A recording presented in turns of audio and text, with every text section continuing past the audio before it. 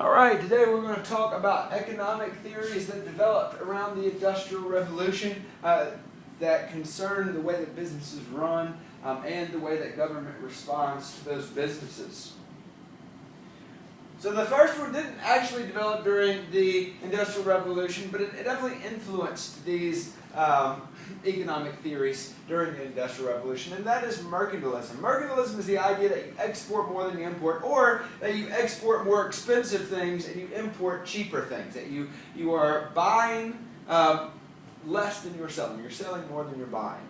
Now, to have mercantilism, it requires the king to control trade. So the king is going to have a strong hand in what is actually going on in the country. And one thing that they're going to use is something called a tariff.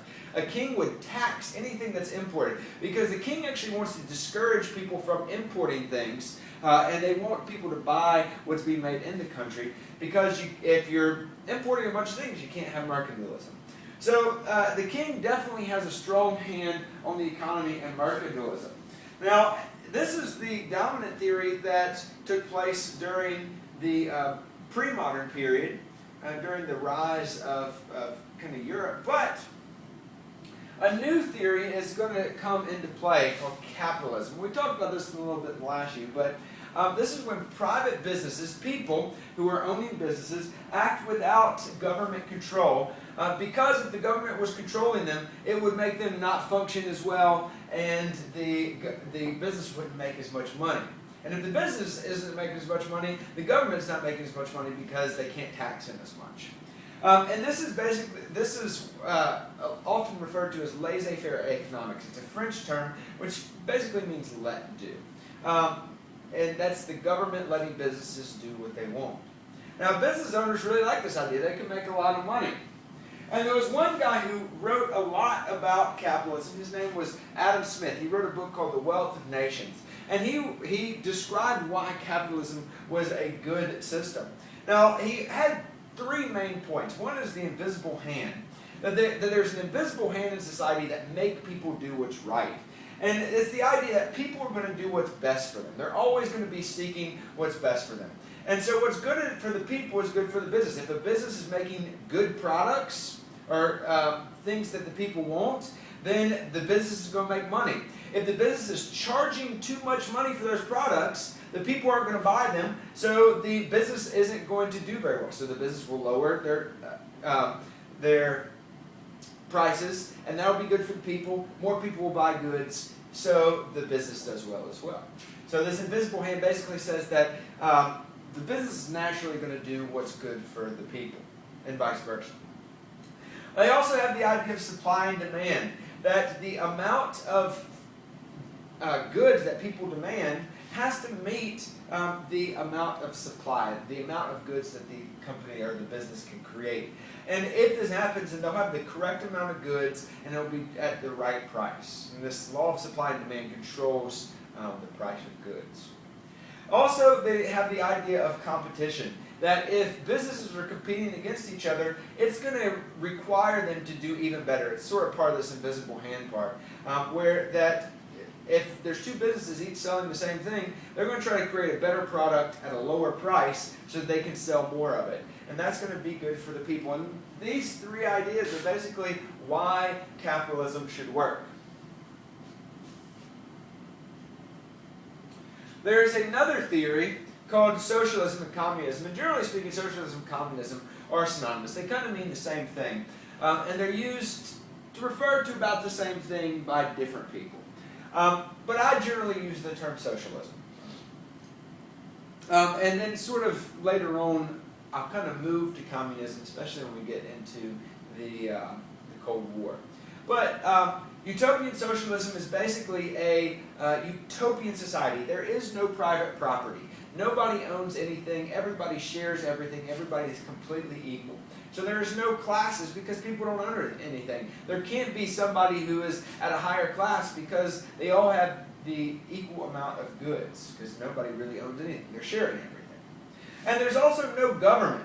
Decisions are made by all democratically. They all get together and vote to make decisions about the society. And so this would be utopian socialism. A lot of people during the Industrial Revolution, especially the workers, wanted socialism because they did not feel like they were being respected. They were very low paid, and they did not feel like they were being heard by the government.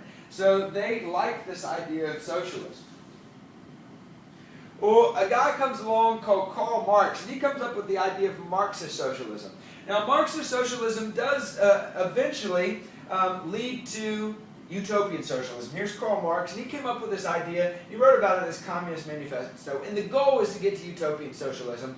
But there's one thing that has to happen in Marxist socialism first, that there has to be a revolt of some kind. That because there's tension between the bourgeoisie and the proletariat, this class conflict is going to cause the workers to revolt, the proletariat to revolt, which means they would take over.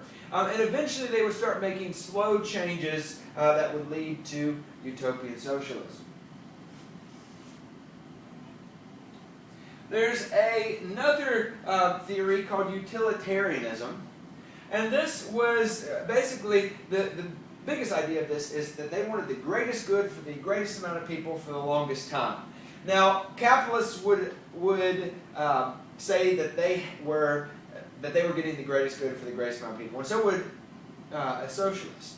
But utilitarianism really sort of mixes a lot of these theories together. And this idea was really promoted by a guy named John Stuart Mill, using something called his harm theory. And that he didn't think the government should get involved in business, just like capitalism, unless that they were harming somebody. They were causing harm to people or to society as a whole. And so the government's basic purpose is to only get involved when businesses are doing bad things. And here you kind of see, this would be the government here. This train's coming, it's about to run over 3 people. The government switches the track, so it's only going to run over 1. Businesses might cause harm to some people, but they're trying to reduce the harm as much as possible. And this can also be called a mixed economy, because sometimes the government is leaving businesses alone, sometimes they're getting involved. And this is more of what the United States has today. Other movements that developed during this time, one of them was called anarchy. And anarchy were people who did not like government or industry, so they didn't think they should exist.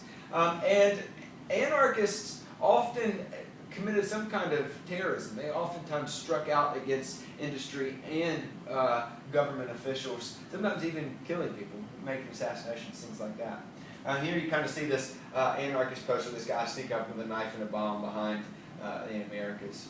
You also have Luddites, and the Luddites were actually anarchists. They didn't like progress and advancement of the Industrial Revolution. So they actually often attacked factories, and they'd break into factories and destroy all the machines in there so they couldn't produce any goods. Here you can kind of see some Luddites breaking a machine.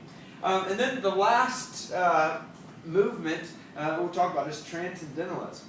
Transcendentalism disagreed with the with industrial progress. They did not like the changes that were happening to society.